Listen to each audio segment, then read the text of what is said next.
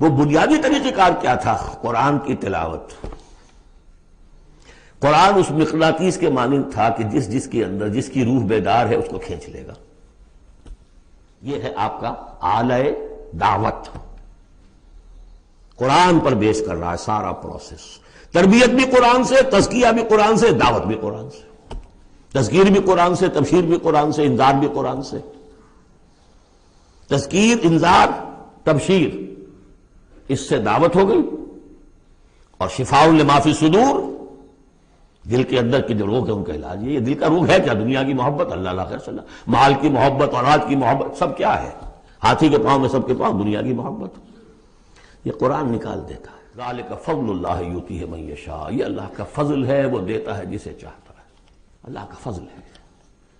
اس فضل کے بڑے درجے ہیں۔ سورہ بنی اسرائیل میں آیت پڑھی، ان فضلہ کان علیک کبیرا، حضور سے خطاب ہے۔ سب سے بڑا فضل، سب سے بڑا فضل، سب سے بڑا فضل اس پوری کائنات میں محمد رسول اللہ پر ہوا۔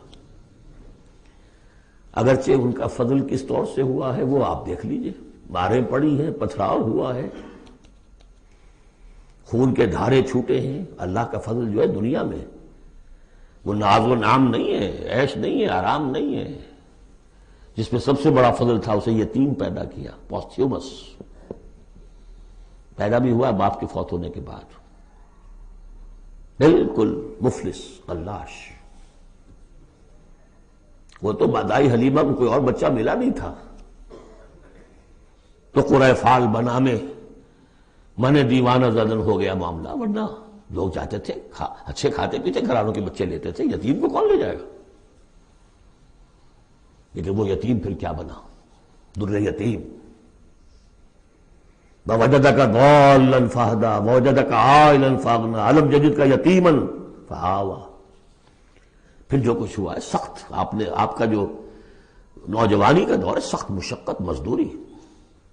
آپ کہتے ہیں میں قریش کی بھیڑیں بکریاں چند ٹکوں کی مزدوری پر چلایا کرتا تھا، قراریت، درہم و دینار نہیں، قراریت، ٹکے کیسے؟ بہرحال یہ دنیا کا معاملہ اور ہے۔ فرمایا وَآخَرِينَ مِنْهُمْ لَمَّا يَلْحَقُوا بِهِمْ وَهُوَ الْعَزِيزُ الْحَكِيمُ ذَلِكَ فَضْلُ اللَّهِ، یہ میں بیان کر رہا تھا، فضل کبیر بلکہ فضل اکبر تو ہوا حضور پر۔ پھر جو بھی محمد کے دامن سے وابستہ ہو گیا، بہت بڑا فضل ہے۔ چاہے اللہ نے ہمیں پیدائشی طور پر یہ فضل دے دیا ہے، ہم اس فضیلت کا قدر نہ کریں اور وہ پھر راندہ درگاہ حق ہو جائے وہ دوسری بات ہے۔ اللہ نے تو دیا، بل اللہ یمن علیکم ان ہداکم للایمان، تمہیں اس راستے پر ڈال دیا ہے اللہ کے بندو، تمہیں پیدا کیا وہاں جہاں تم نے پیدا ہوتے کال میں اذان سنی ہے اور دوسرے کال میں اقامت سنی ہے۔ اس سے بڑا فضل کیا ہوگا؟ لیکن تم نے اس کی ناقدری کی تو یہ دوسرا بات ہے۔ ذالک فضل اللہ یؤتیہ من یشاء واللہ ذو الفضل العظیم، اللہ بڑے فضل والا ہے۔ لیکن یہ کہ اب یہ جو پروسیس تھا، جو محمد رسول اللہ کا اعلی انقلاب تھا، قرآن، اب محمد تو جا رہے ہیں صلی اللہ علیہ وسلم، یہ پروسیس آگے کون جاری رکھے گا؟ نبی تو کوئی اور آنا نہیں۔ لہذا حضور نے کہا خطبہ حجۃ الوداع میں، قد ترکت فیکم ما ان تمسکتم بہ او اعتصمتم بہ لن تضلوا ابدا کتاب اللہ، میں چھوڑ کر جا رہا ہوں، یہ محمد کے قائم مقام ہے یہ قرآن، یہ عصائے موسیٰ سے 100 گنا بڑا معجزہ ہے۔ عصائے موسیٰ صرف موسیٰ کے ہاتھ میں تھا تو معجزہ تھا، بعد میں تو وہ لٹھیا کی لٹھیا ہے، اور کیا ہے، پڑا ہوگا کسی ٹرنک کے اندر، شاید ہو اب بھی، جیسے کہ کہتے ہیں یہودی ہے لاٹھی ہے، اب وہ سانپ تو نہیں بنے گا کسی کے لیے۔ یہ معجزہ ہے جو ہر ایک کے ہاتھ میں آ سکتا ہے، بشرطے کہ اس کا حق پہچانے، اس کا حق ادا کرے، اس کی قدر و قیمت کو جانے۔ افبہذا الحدیث انتم مدہنون وتجعلون رزقکم انکم تکذبون، اس کے ساتھ تمہارا یہ معاملہ ہے، یہ مداہنت ہے۔ دنیا بھر کی زبانیں سیکھ لو، دنیا بھر کے علوم سیکھ لو، اتنی عربی نہیں کہ قرآن مجید کو براہ راست سمجھ سکو۔ اور اگر یہ قرآن تمہیں پوزیس کر لے گا تو خدا کی قسم کھا کر کہتا ہوں کہ کسی اور کام میں دل نہیں لگے گا آپ کا. یہ کیا کام ہے؟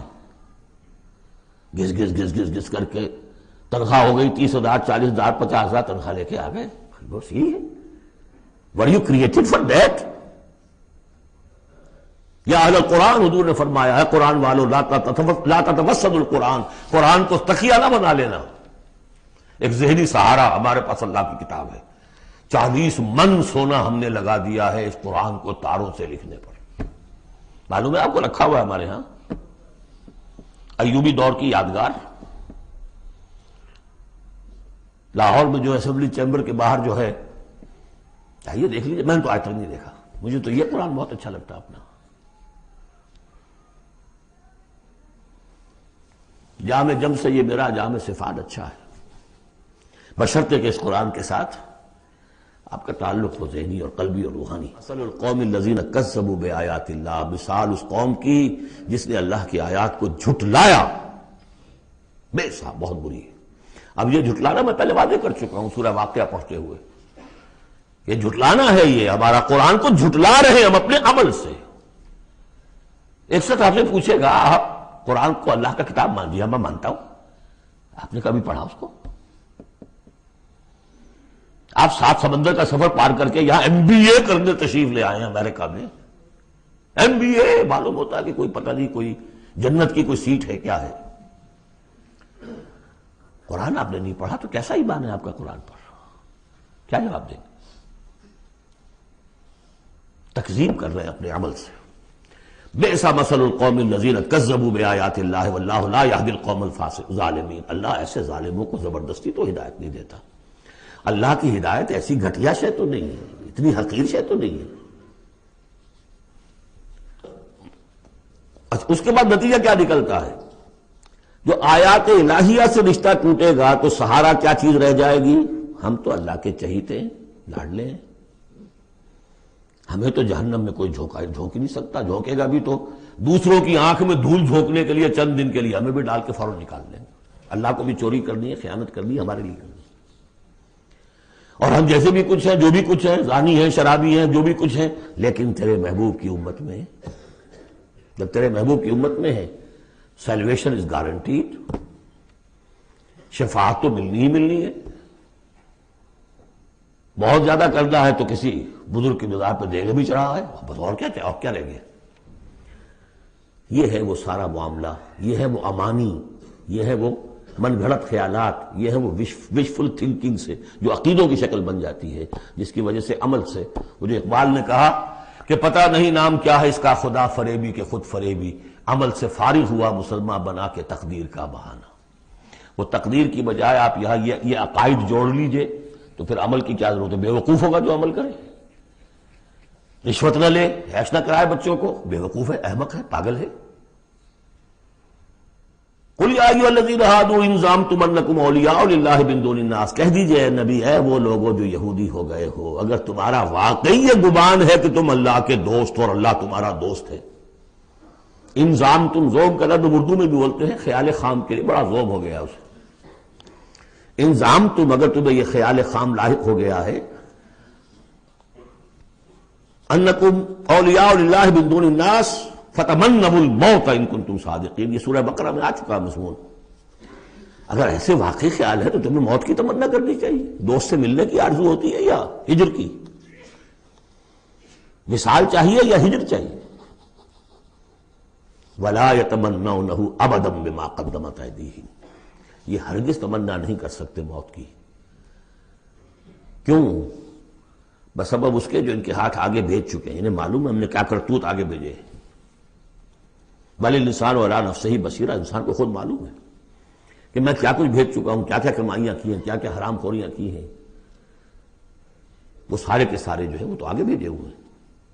واللہ علیم بالظالمین. اللہ ان ظالموں سے خوب واقف ہے. قل، اے نبی ان سے کہہ دیجئے، ان الموت الذی تفرون منہ فانہ ملاقیکم. وہ موت جس سے تم بھاگتے ہو وہ تم سے ملاقات خود فرما لے گی. تم بھاگتے رہو، انہ ملاقیکم، وہ آن کھڑی ہوگی سامنے. ثم تردون الی عالم الغیب والشہادہ. پھر تمہیں لوٹا دیا جائے گا اس ہستی کی طرف جو غیب اور شہادہ سب کا جاننے والا ہے، جو تمہارے سامنے ہے اس کا بھی، جو تمہارے پیچھے ہے اس کا بھی، جو بحیثیت نوع انسانی تمہارے لیے کھول دیا گیا اس کا بھی، اور جو تمہارے سے غیب میں رکھ دیا گیا اس کا بھی۔ فَيُنَبِّئُكُم بِمَا كُنتُمْ تَعْمَلُونَ، پھر وہ تمہیں جتلا دے گا جو کچھ تم کرتے رہے تھے۔ گویا کہ جو کتاب محمد رسول اللہ دے کر گئے ہیں، قد ترکتم، اور جس کے لیے حکم دے کر گئے تھے کہ اب تمہارے ذمے ہے، میرے کندھے پر سے یہ بوجھ اتر کر تمہارے کندھوں پر آ گیا ہے۔ الا هل بلغت انا نشهد انك قد بلغت واديت ونصحت، انا نشهد انك قد بلغت الرسالة واديت الامانة وكشفت الغمة، یہ تو گواہیاں لی ہیں۔ اس کے بعد اللہم اشہد، اللہم اشہد، اللہ تو بھی گواہ ہے، یہ مان رہے ہیں۔ اور پھر فَلْيُبَلِّغِ الشَّاهِدُ الْغَائِبَ، ایک سائی آف ریلیف، میرے کندھے پر جو بوجھ تھا، اِنَّا سَنُلْقِي عَلَيْكَ قَوْلًا ثَقِيلًا، کل یہ آیت ہم نے پڑھنی ہے، آج وہ بوجھ میرے کندھے سے اتر گیا لیکن تمہارے کندھوں پر آ گیا۔ مجھے تو صرف امیین تک یہ فرض براہ راست انجام دینا تھا، تمہیں پوری نوع انسانی تک انجام دینا